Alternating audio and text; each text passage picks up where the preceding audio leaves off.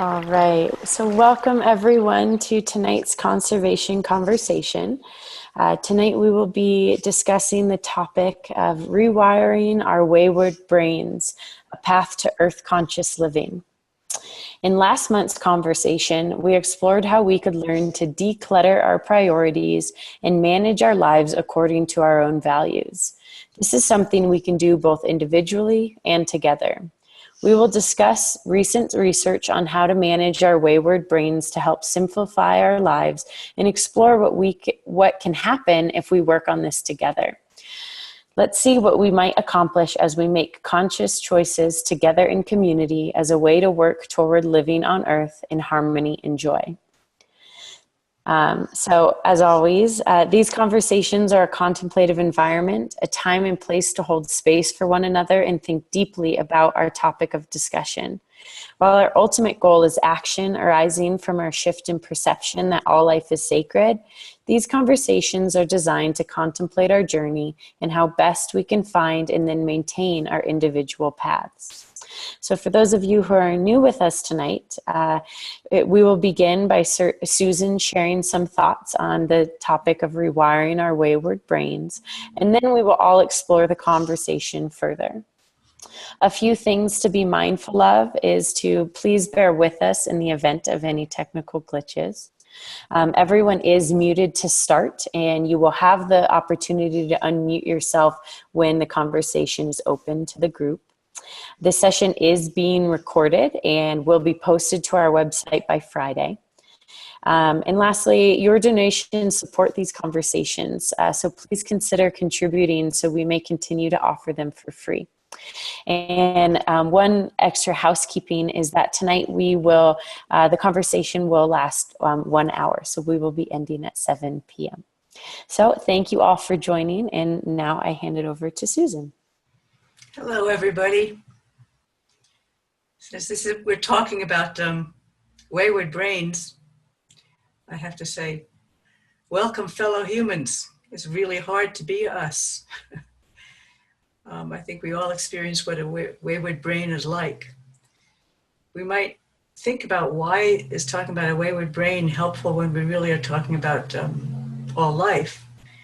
Well, if we aren't able to focus clearly, if we're lost in our own story, as Joan Borisenko so eloquently says, and our own anxiety, depression, or worry, or sense of helplessness, we're not going to be much use to anybody on earth, let alone ourselves. How can we rewire ourselves? It's just hard to be human.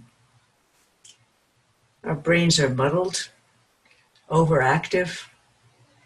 I remember I went on a beautiful wilderness horseback trip. It was just me and 3 other people, complete wilderness. You couldn't even get satellites. There are no planes overhead. I was riding on my horse. It was just gorgeous. And I was thinking about laundry. And I just caught myself and the absurdity, and I'd stop it and I'd start again. Our brains just do that. It really shocked me awake to the utter absurdity of it. It was not like there was any useful thinking, and I wasn't under any stress. Why do our brains do that? I'll talk about a couple of brain systems in a minute that'll explain that. But among other things, the way I see it is we have an ancient brain, and then we've developed so quickly with all the abstract awarenesses that we have and capabilities that we're not really fully balanced yet. We haven't learned how to balance ourselves. So we are, in a sense, truly unbalanced. How do we balance ourselves? Andrew Harvey takes it to a fairly strong position, saying we're basically semi-psychotic. We are easily distracted. We don't always think rationally. We don't think about the consequences of our actions, the long-term consequences. How do we make ourselves more sane? And Joan Borisenko said, we're stuck in our own story. How do we get out of our story? She talks about the idea of brain bugs, which is a nice image for a lot of us. John Kabat-Zinn called it selfing. We're constantly ruminating about ourselves. So one of the ways to begin to try and help ourselves out of this is some kind of focus. We have 2 brain systems. This is fairly good recent research. We have two brain systems or networks, and they're mutually exclusive. One is our default position, and that was the one that was me talking about, thinking about doing a laundry on the back of my gorgeous Palomino in the middle of the wilderness. After 2 weeks in the wilderness, and there's no way to do laundry anyway because I had to travel another 60 miles on horseback before I could even get to a plane in order to get back home. The absurdity of it, that's a default network. And then where a brain goes if we don't discipline it in some way, and discipline in the positive sense. Our mind wanders is typical of that network, and it's diffuse, and we ruminate, and we think of me and mine and what I need, and we worry about the past and the future. There's a positive side to that also, in that if you allow yourself just to go and ruminate, that's where creativity arises. So it's not just a negative network. And the other network is, rather than the diffuse wandering, the other brain network is where we're focused. And that brain network mediates the present moment.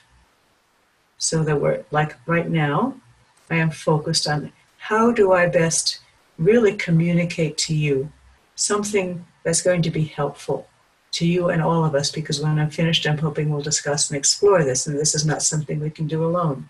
So I'm focused. Terror does it too. Focuses us really well. But the interesting thing is the two networks are completely, one activates or deactivates the other. So if you're busy in the default mode, worrying and ruminating, etc., you can toggle, you can deliberately switch to the focused network, and it deactivates the other one. They're mutually exclusive. You can't do two at the same time. So one technique for beginning to help ourselves get out of the negative area is to toggle into something focused. The focus could be what I'm doing now. The focus could be the person who was talking about this the other day was Joan Borisenko, who has very interesting comments on all this, said when she gets like this, because she had a terrible childhood, it has overcome much of it. She said she'll just go onto the computer and do research. It's that simple, really, but it's when we begin to actually think about, if we don't think about it, we get lost in it, ruminating, worry, I'm no good, whatever it is, and we don't realize that we're in it. If we step back a little and realize we're in it, we can just get right out of it.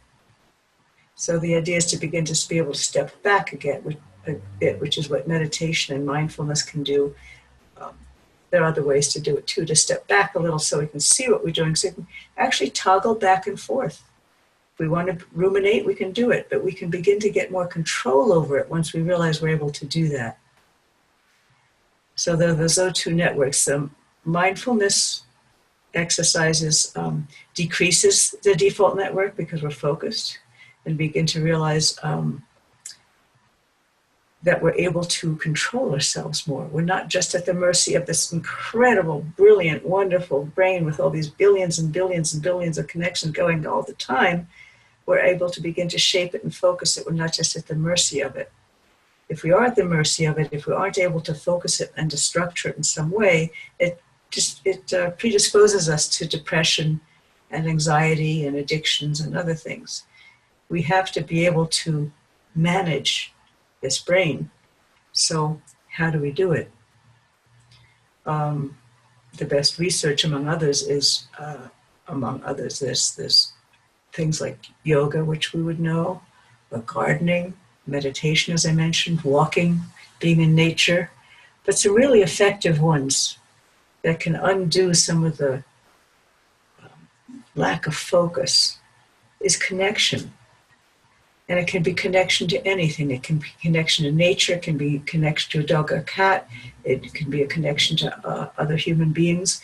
But then we are beginning to be focused and connected. It's disconnected that we begin to get lost in the default network. It's like focuses and starts to structure us.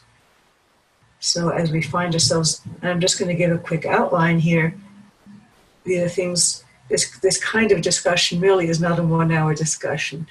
It's a 1 year exploration as we each talk about it, feel it, and begin to absorb it and what it means in our everyday life. But for now, I'm going to give an overview, and we can see where we'd like to take it. Mindfulness, as I mentioned, mindfulness meditation, both helps us step back so we can look at ourselves instead of getting lost in it, and calms us. Interestingly, research suggests that journaling, we all know that journaling is nice and it's a good creative activity. It actually helps integrate the two sides of our brain, which again is a calming, focus, sanity-inducing activity. Humor.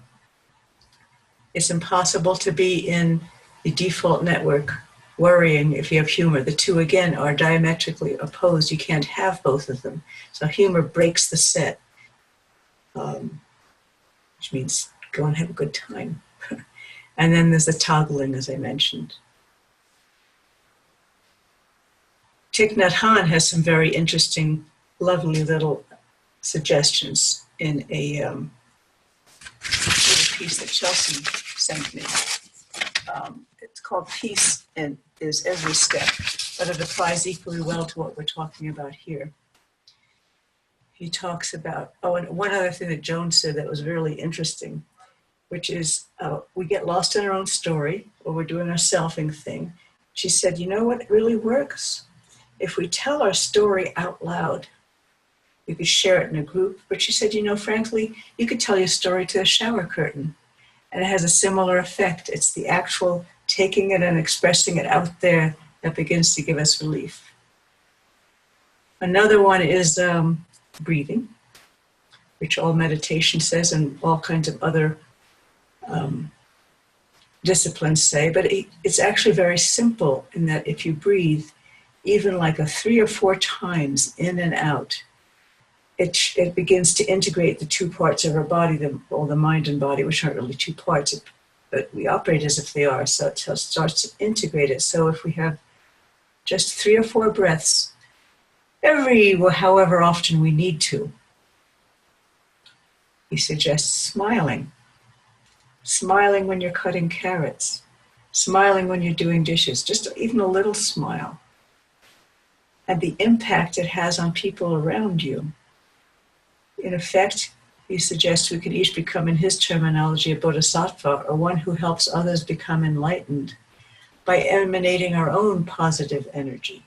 It's contagious. It's one of the major things we can do, is be a light unto others as well as unto ourselves. By taking these calmer positions, we calm the people around us. It works the other way around, as in current politics too. But the other way is to begin to help each other be calmer and saner. He talks about how really important it is to choose the input that goes into our brains, and how bad it is to continually watch violent television or the bad news, that we're feeding those things into our brains, and that we should be really carefully choosing what goes in. It's going to make a big difference in our lives and how we're able to think, how we're able to function, how we're able to focus on problems larger than ourselves, which is what we need to do nowadays. Getting back to the climate change and the environment is really essential that we be able to do that. One of the quotes from that little piece, he says, when we're in touch with the refreshing, peaceful, and healing elements within ourselves and around us, we learn how to cherish and protect these things and make them grow. He also talks about how these elements of peace are available to us anytime. And they are. All we have to do is breathe and look at the beautiful color red I have here on the desk, or anything. Just the fact of being alive is such an incredible gift. In Joan's presentation, Joan Borisenko is the person I'm talking about. And she was talking about, our brains are incredibly versatile and resilient. And if you actually practice 10 to 20 seconds of remembering something positive that happened to you a few times during the day, it actually helps us begin to rewire our brain. And she says, yes, it does happen that fast. We can rewire that quickly to become more resilient and more happy. We have to deliberately do it and not get lost in that default network. Thich Nhat Hanh talks about bells of mindfulness. He said in his own practice in Asia, in the temples, they would have bells, and every time a bell rang, they would stop and focus on what's around them, so they would get out of their own thinking and focus. And he said, we don't have that many in the West, but what we do have in the West is traffic lights. You can use that as a bell of mindfulness. If you get stuck at a traffic light, instead of being annoyed and frustrated, use it as a reminder to breathe and connect and be here. These are ways that we can begin to try and become more sane. Andrew would say psychotic. I would say a little more gently. We can be sane. Most of us are sane sometimes. We're sane when we're focusing on our jobs. Most of us are not sane all the time. When we get into deep emotions or when we're evoked by manipulation, by advertising or politics, it's important to be able to stay sane as much as possible so that we can make realistic assessments of our own power, realistic assessments of what's happening, realistic assessments of what needs to be done and what we can do about it. So as always, you can't really just talk about the environment or environmentalists or activism. In itself, it doesn't work if we don't combine ourselves and our own issues and problems as human beings, apart from any individual problems we may have, but they're common to everybody anyway, ultimately. How do we have to deal with it together. Humans are part of the issue. You can't separate, I'm going to work for the environment. You can, and you can do great stuff. But in the end, we have to integrate it all if we're going to have something that's truly going to last as a solution. So those are some thoughts I have.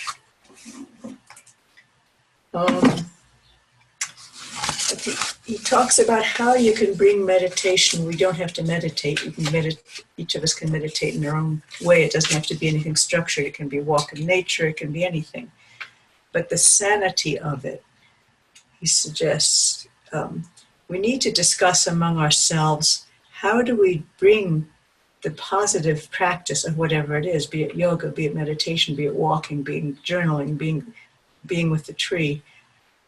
How do we bring this into our daily lives? That's essential. Not to have it a part of outside there, but to bring it into our daily lives so we're thinking and coming from that position all the time.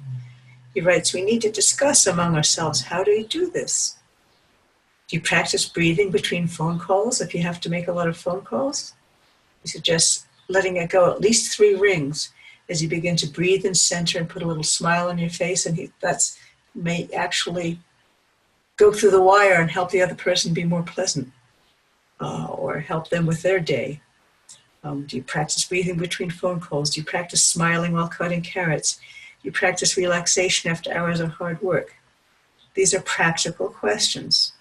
If you know how you apply this awareness, this kind of thinking to dinner time, leisure time, sleeping time, it'll penetrate your daily life.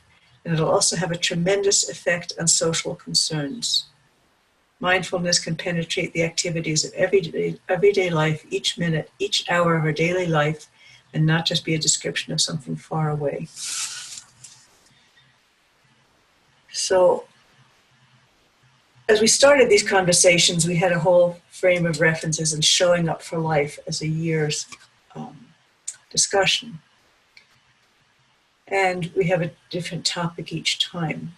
But we're beginning to think that, and this is open for discussion because all of you are equal participants in this, perhaps we should spend more time going into depth with each one, because it takes a while to think about toggling back and forth in practice.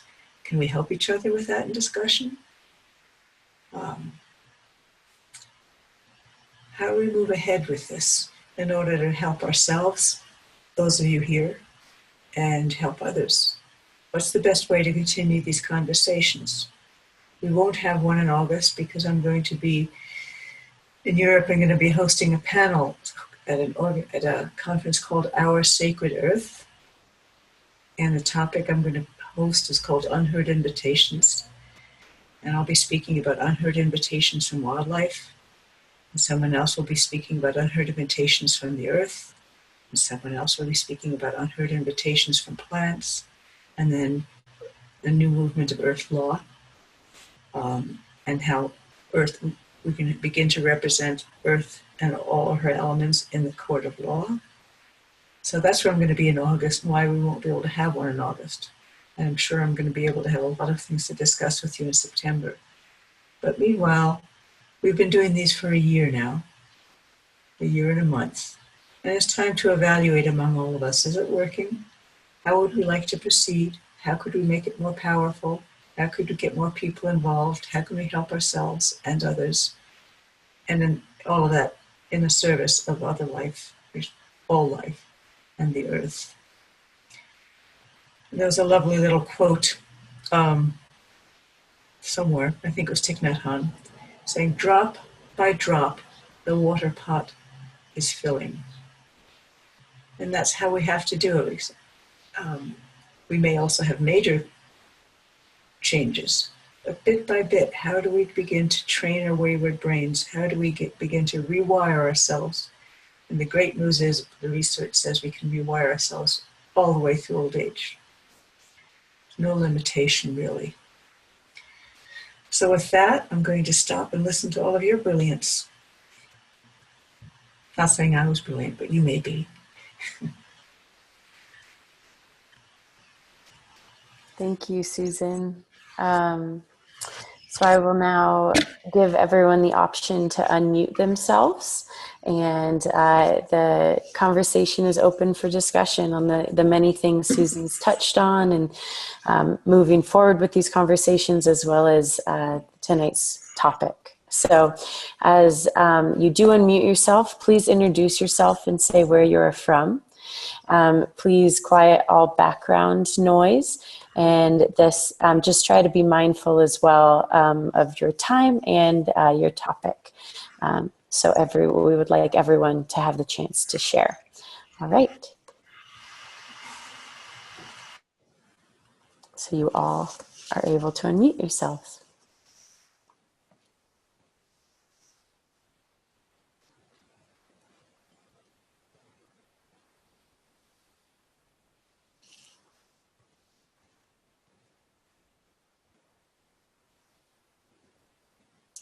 Hi, this is Amy Taft. I'm from New Providence, New Jersey. I just want to weigh in and say that this is the third such conference I've been attended. And I just want to say that I really appreciate Susan's facilitating these calls and these moments where we can actually show up and be present.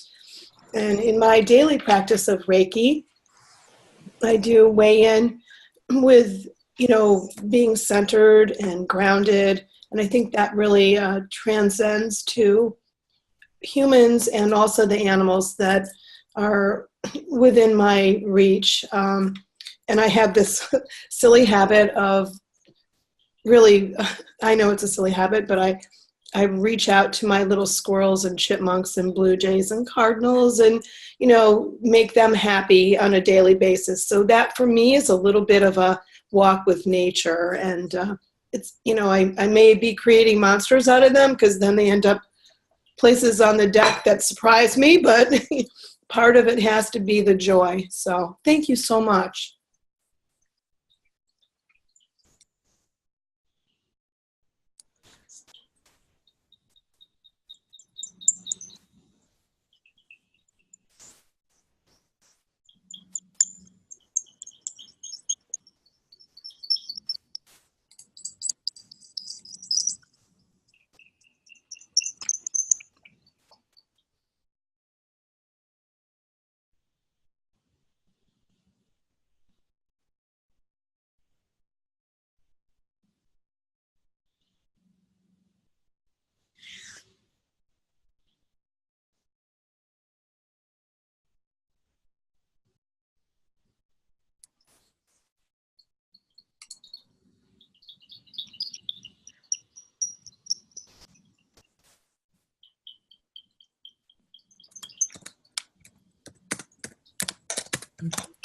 gets together what it is they want to say, that's fine.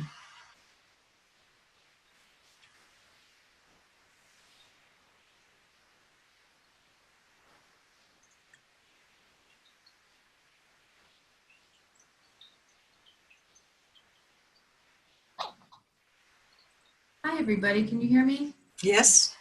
Hi, I'm Zoe Handley. I'm from Walla Walla, Washington. And I just want to thank you also, Susan, for doing these conversations. This is the first one I've been able to make it to live, but I've been listening to them for months. And they're a really wonderful opportunity for me to connect with a like-minded community and to think about some things that I can integrate into my life. So I wanted to thank you for that. I also want to say that the topic that we're talking about today, the first thing that comes to mind is I do some of the practices that you've mentioned, and I don't do any of them as often as I would like. But any opportunity, or whether it's an action or a non-action, that brings me more from human doing to human being. Yeah. And that can be as simple as waking up in the morning and trying to take a few conscious breaths and having some gratitude for the day before getting up and rushing off to whatever it is I have to do. Or while I'm walking from my house to my car, I go under my Tibetan prayer flags and just send out a prayer or connect with the earth and the trees that are around me while I do that. I also find that technology always brings me out of myself. I'm a wildlife biologist and an animal whisperer, and anything with nature really grounds me, but technology just removes me from that completely. So when I have to be at the computer for extended periods of time, anything, I won't check my email every 2 minutes. I'll check it every 2 hours because everybody can wait. They can wait those 2 hours. Anything that allows me to stay focused on what I'm working on for a longer period of time calms my brain down and brings me more into that focus versus default mindset.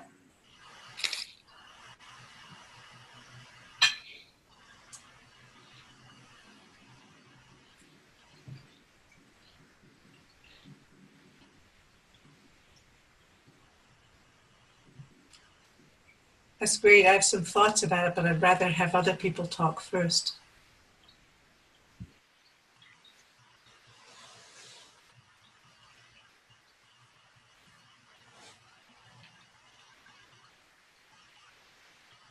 Laurie, Wendy. I'll jump in. Hi, I'm Wendy Wyatt. I'm from La Cañada, California. I'm in the process of moving, and actually I've had movers all over my house today, so everything's been chaotic, and I was so looking forward to this call where I could just come and be present, which, of course, the topic is so perfect in my life right now.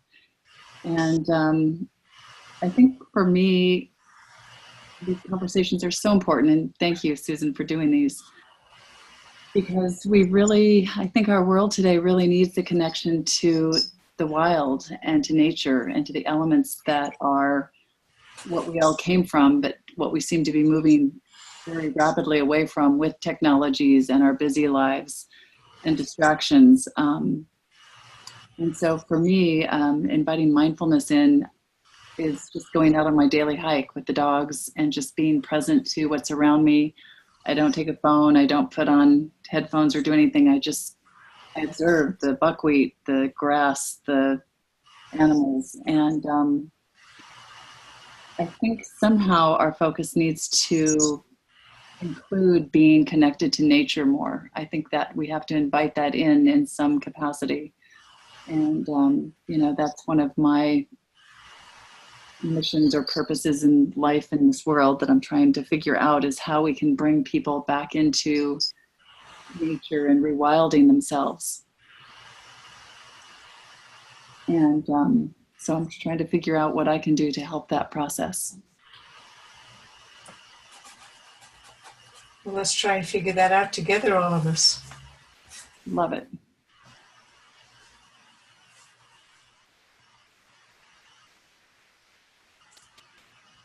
Molly, Jennifer, Laurie?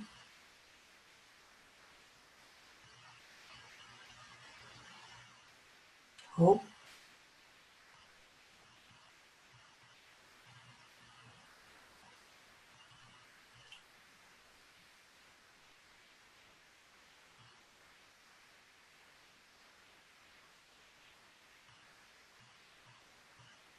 I have to say that the whole idea of how being at the computer takes us out of our body is just extremely helpful. I get stuck at the computer a lot. I spend much of my days there. And just a reminder, as you just said, thank you very much, it takes us out of our body. And if we're out of our body, we can get lost in the fact that we're out of our body and not even realize it. And it's just so nice to be reminded and brought back down again.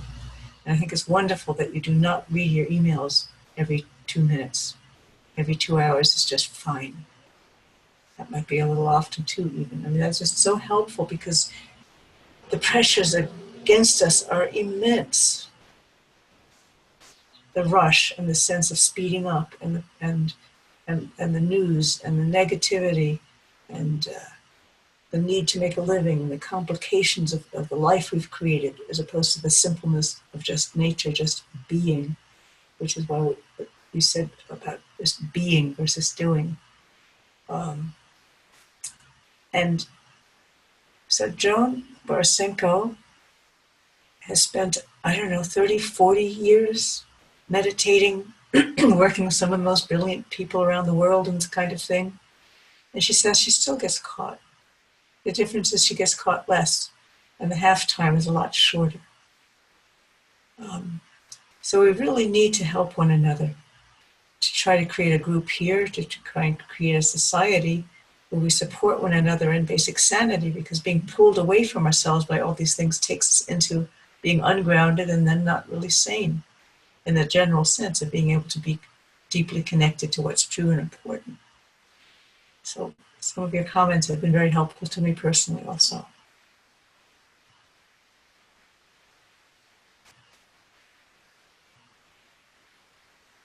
Hi, I'm Geeta. Hi, Geeta.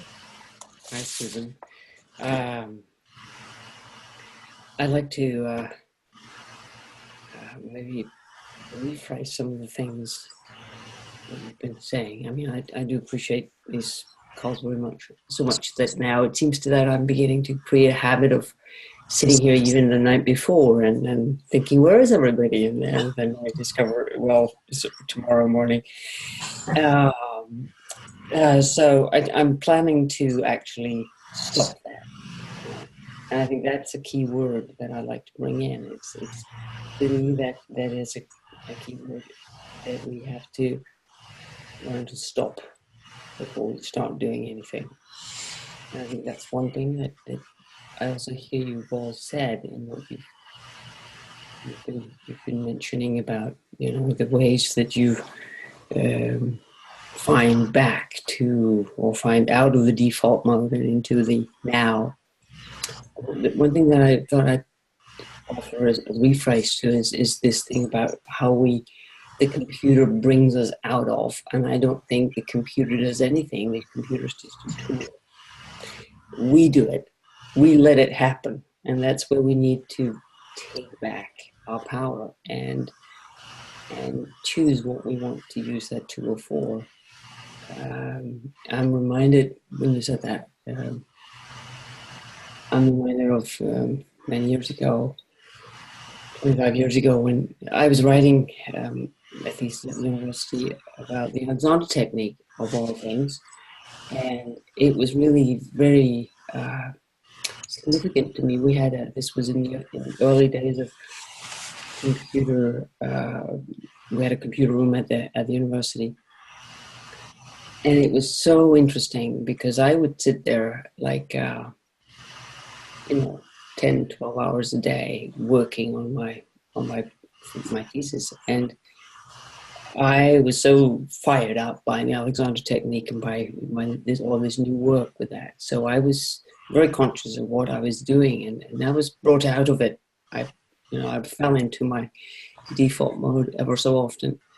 But I would remember and bring myself back. And it was so obvious to me to everybody that everybody else they would fall apart, after a couple of hours, and they'd have to leave the room or whatever. And they started commenting, how come you can sit here and you just go on and on?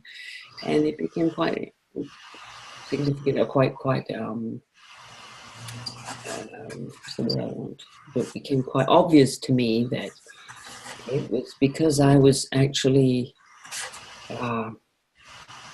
beginning to create what I now call, I was beginning to, exactly what you named the conversation today about rewiring the brain. I was beginning to create a bigger RAM capacity in my computer, so that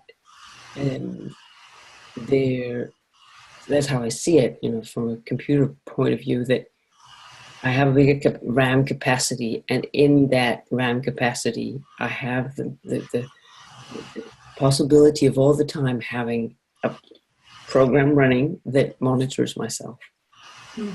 It doesn't mean that I don't sometimes get brought out of myself, but it means that I'm constantly working and choosing to train that, and what did you call it,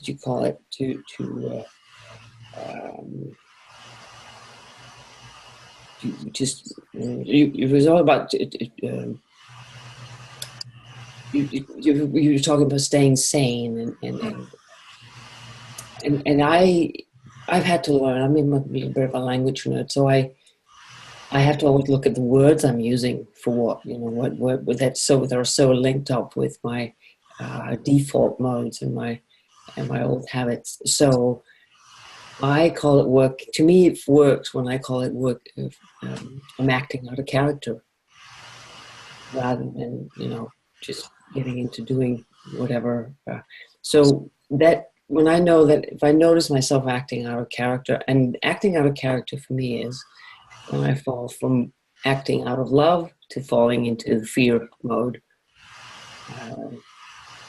And instead of then beating myself up for that or doing something to that effect, I know that by now I know that calls for all my self-compassion. So it's I think it's that way for me, at least, that it is what's helpful has been helpful and is helpful is to keep, which is also what you've been saying, to keep reminding ourselves and myself that to create a system where I can remember what it is that I have chosen, that I want to be doing. Act out of love rather than out of fear. Because it's so easy, like you say these days, it's so easy to be triggered on the fear side. Not just these days, I think it's our structure too. It is indeed, but it certainly isn't easy.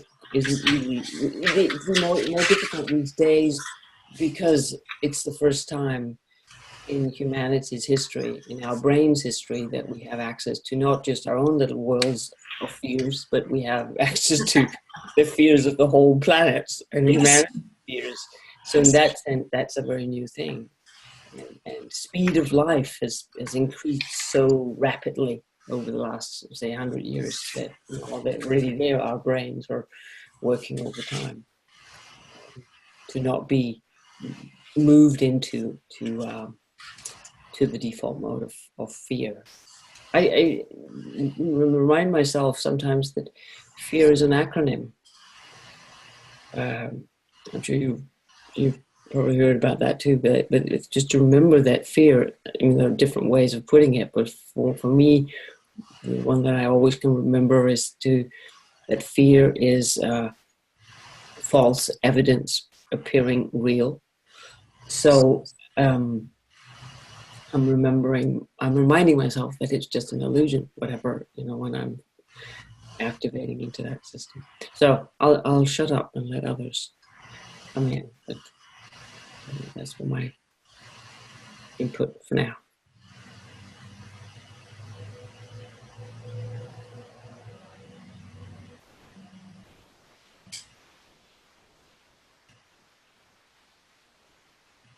Hi, Susan. Hi, ladies. Hey, This Laurie. is Laurie. Thank you. I'm in a small mountain town 2 hours from Boise, Idaho, and I'm super lucky that my office overlooks a mountain and a river, and we get all kinds of wildlife up here to kind of keep me grounded and keep me connected with nature, probably more so than a lot of people that live in the city, or even myself when I live in the city. But I wanted to share something that I kind of had an epiphany about a few days ago, and it's hard to kind of verbalize, but I was thinking about social media, and I was on Facebook quite a bit over the last month or so, and I found myself getting really angry and all the typical things that kind of happen when you see so much negativity. And I came up with this analogy that people on social media are kind of like people with road rage, and it's not their true personality. It's kind of themselves removed from themselves and objectifying other people because they're not having a face-to-face conversation, and they say things that they would never say to somebody face-to-face. And so I was like, yeah, it's just like road rage where people have these alternate personalities. Like my mother, she'll cuss people out, when somebody cuts her off in traffic. And it's so funny because she is the most passive, demure person in real life. But when she's behind the wheel of a car, she is just like a maniac. And it's so crazy. And so I tried to, I guess, think of that or be mindful of that when I see some of the negativity on Facebook and other social media platforms, that that's probably not their true personality, and they would never act like that in real life with real people. So it's almost like been a way for me to be mindful and to be an observer of how our society interacts with each other when we're not together physically. And so it just helps to kind of declutter my mind, I guess, and think about that and not lose hope as much for the state of humanity when I think of it in that way. So it's just something I wanted to share.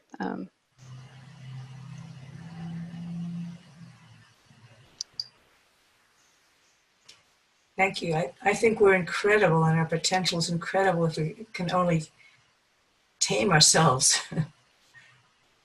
and begin to direct ourselves with all the incredible, beautiful potential we have. One of the reasons these conversations are so important is because of all the pressures against us. Let it take that hand right here somewhere. It's talking about television and how come, so going back to what you said, Geeta, how come we even allow these programs to be made and young people to watch them? But he says when we watch a bad TV program, we become it. We are what we feel and perceive. If we're angry, we are the anger. If we're in love, we are love. And how important it is then, we must be aware of which programs do harm to our nervous systems, minds, and hearts, which programs might benefit us. And that he's not just talking about television, but how many lures are set by our fellows and ourselves. In a single day, how many times do we become lost and scattered because of them? We must be very careful to protect our fate and our peace. Another aspect of that I was listening to the other day was the whole idea of empathic distress. How most of us were empathic, how distressed we are at all of this, and the impact on us as we empathize with all the suffering all around. How can we stop from being numb? How can we continue working on solutions without thinking that there are none? So that's something we really need to support ourselves with too, how to heal from that empathic distress. That's sort of a takeoff from what you were saying in a sort of a way, Laurie and Geeta.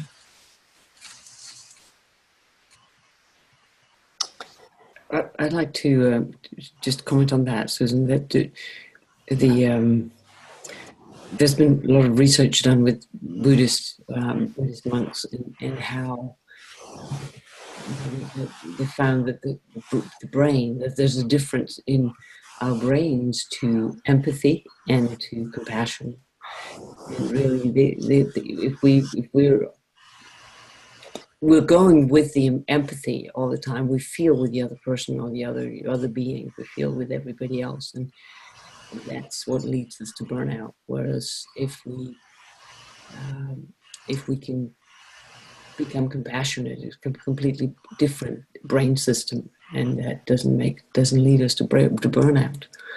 And that leads me back to one of the things I was thinking about before, was that I think for me the key word is choice somehow, that we have to, first of all, of course, understand ourselves, that we have a choice, and there's a choice to be made, which do I want to experience the world as a frightening place to be, or do I want to experience it as a loving place to be?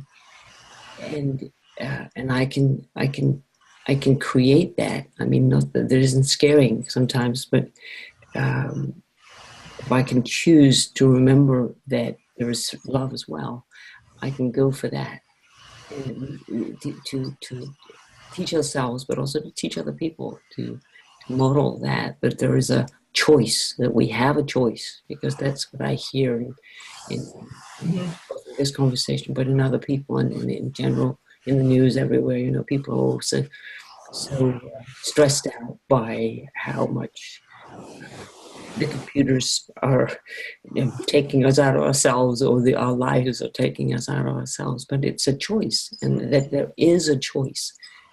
And that's what you started with, Susan. Talk about how can we rewire just that concept that it's possible to rewire the brain. That means that there is a choice. We have something we can do that we know now that neurons that wire together fire together. So how much are you? What parts of your brain are you choosing to use, and how? So that's how your brain's going to look. Exactly. Not that it happens in the brain, but it happens. Our minds can only, our soul can only use the brain in the way that the brain is habitually running, basically. We have choice, and we have power to make that choice, and that's what we forget sometimes. Like you said, now that the research is suggesting we can rewire, and we used to say, well, we can't rewire old brains, and now the research is saying, oh, we certainly can.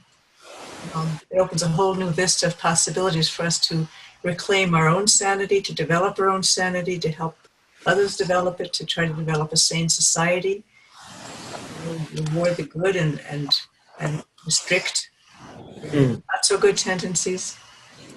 When you said earlier, you said this is not just a one kind of conversation thing. It's a year process, and I really wanted to chip in and say, well, I think it's a lifelong process. Yeah, it's not just a year. It just because it continues, and it just But I don't think you guys are going to stay online for a lifetime. So. Well, no, but it's our mindset that we know that we can keep on. This is a lifelong path. Yes, it definitely is. Other people haven't spoken yet. Jennifer, Molly. I wanted to bring up something that, oh wait, who was that? Molly, go ahead. No, you. It's all right, Chelsea. Well, anyway, I don't know, I should put on my video. Yes.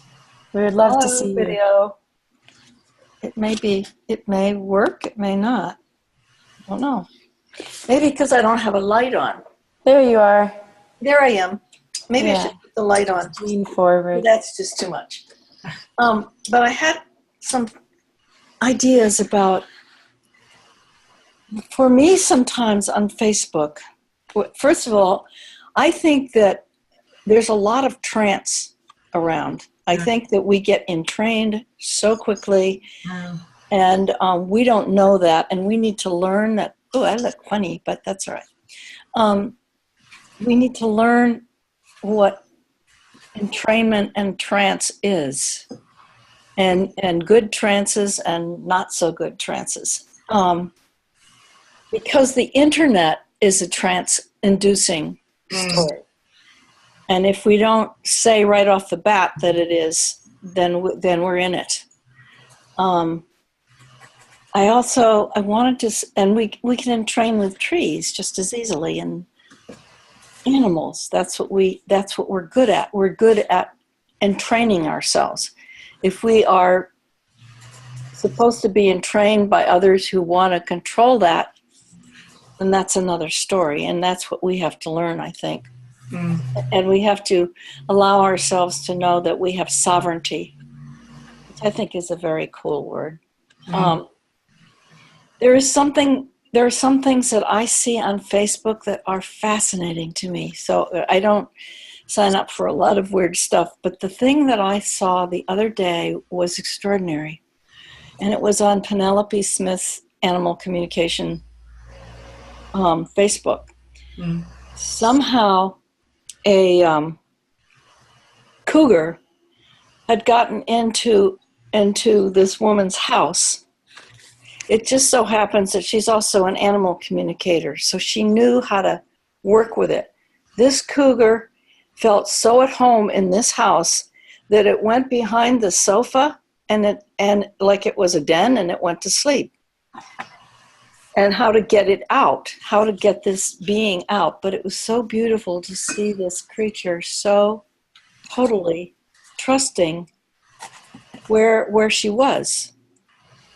And this woman was wonderful in her description, but she, bit by bit, she got the doors all open. She got her roommates calmed down, and she communicated with the cougar, and she also drummed because she asked the ancestors what to do, because we didn't want anybody going crazy, either humans or mountain lions. But to see this one so resting behind the couch was just wonderful. And the woman herself was wonderful in the way that she handled it all, and wrote about it, and the cougar just got up and walked out the door the way the cougar walked in. Those are the things in Facebook I love to watch. It just makes my day, and so I don't leave. I can get ticked off at it and stuff, but I don't get on it all the time. And that was one of the best things I've ever seen, and one of the wisest women I ever listened to. John's wise too, but that was just extraordinary. And I think that we have to understand the wildness that we carry is our salvation in a way. And it's just, it's people trying to shut us down with it, or breed us out of it, or whatever they're doing. And we must remember how wild we are. That's why I love this. That's why I love this conversation.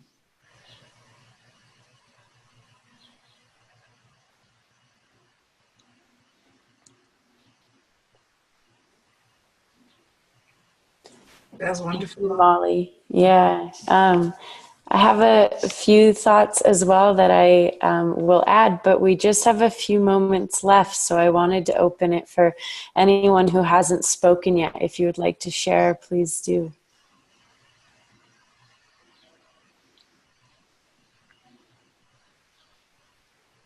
Hi, I don't know if you can hear me. Yes. Hi, I'm Jennifer. Hey, Jennifer.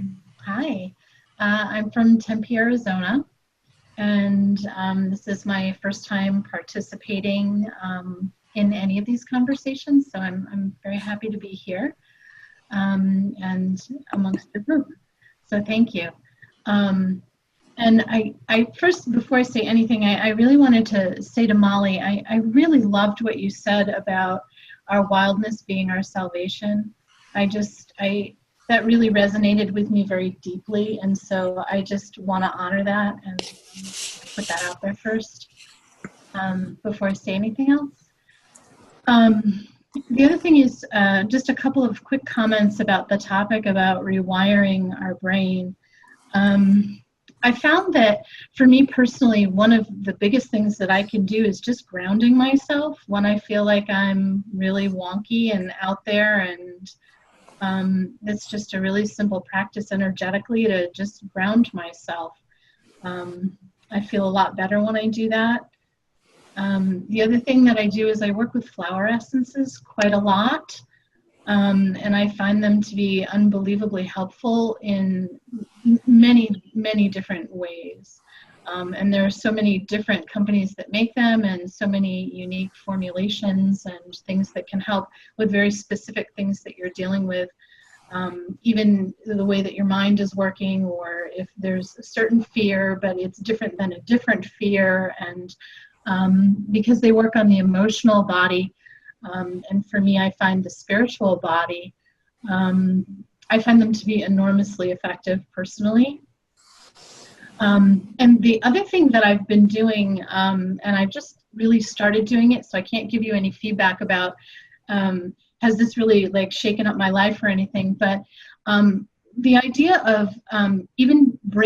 of breaking patterns, even very simple patterns that I have in my life, like the way that I drive to work or the path that I take when I walk my dog, just any of those little what you eat for breakfast, the time that you go to work, any of those little changes that you can make in your routine.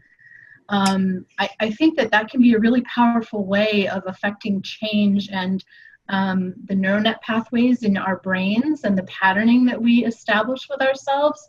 And so it's not just a physical pattern, but it ultimately, I think, extrapolates its way into changing our thought patterns and the way that we view our life and the way that we feel in the experience of our life. So that's sort of a practice, if you will, that I've been starting to engage in, and even just rearranging my furniture and changing the flow and the energy in my living space as a way to affect change and how I feel in my environment. And the last thing that I'll say is to just kind of, I don't want to take up too much time, I know it's a little limited, but to move away from that directly. What's really interesting to me about this whole conversation, if you could make it more broad, is how do we ultimately affect change, not just within ourselves, but in the world, as a society, and culturally, and the way that we interact with all our relations. So the animal kingdoms and the bird kingdoms and the plants and the elementals and all of that we're so deeply connected to. Because I believe personally that everything is actually an inside job. And I actually think that personal transformation, and this is what we're talking about today, is a step in personal transformation, certainly, is the way that we ultimately, everyone thinks that you have to go outside of yourself and do something to affect great change, but I actually believe that it happens by making personal changes, and the most subtle shifts that you can make within yourself, actually, because you can't necessarily quantify it. Most people think that it actually doesn't maybe exist or nothing has happened, but I think that's the greatest way to actually affect change. And I've been thinking about that a lot because, even in our political system right now, and, for example, like the resistance movement about what's happening with the president, I don't know that resistance is the way to change anything. I think it's actually the way to keep things exactly the way that they are. And, I always go back to that quote from Einstein, who said, you can never affect change of a problem or find a solution to a problem from the same consciousness that created it. And so I think that that's a piece that comes into this too, that by raising our own consciousness, we are able to access different solutions to the problems that face us. So there it is. That's what I'd like to say. Thank you. Thanks. Okay, I think we should, sometimes I think we should have these conversations once a week, except we're all so darn busy because, all those rich things everyone is saying. it'll be a month before well, 2 months now before we'll talk again. And the good news is it's recorded. And we can listen to it again and be enriched by it again. Chelsea? Yes. So thank you, everyone, for being here tonight, to contributing either verbally or just energetically. We so appreciate your presence. So as Susan mentioned, we are going to skip the August conversation because she will be traveling. So then we will be back on September 19th at 6 p.m. With a lot of richness that I'm sure she'll gather from those travels. I will send out a thank you email with some resources along with the recording. But if you are not signed up for our newsletter, please do so. And that's the best way to keep up to date with these conversations as well as other programs that we have at Earthfire. And again, if able, we are able to run these programs for free, but your donations directly support them. So if you are able to contribute, we appreciate that as well.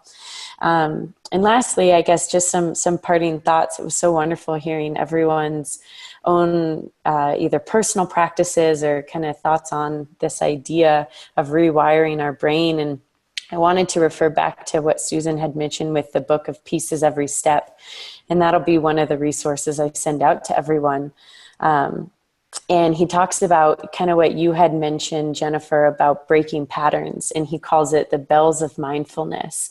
And it's a literal thing at first, literal bells that ring, either church bells or something. But then just as more of a mental bell of mindfulness to like bring yourself back into the present. And we talked about road rage at some point. And he talks about using red lights as those bells of mindfulness to bring us back and to not only think about arriving, but to think about where we are and kind of come back to that breath. So just some beautiful insights that I think that book will help with everything that you all were saying as well. So Susan, unless you have anything to add, that is it for tonight. And we look forward to seeing you all in September. Lovely to be with all of you, and have a lovely summer. A rich, rewarding, productive summer, and change the world. Yeah. As you said, better change ourselves first. Good night, everybody. Thank you for being here. Good day. Yeah, thank you.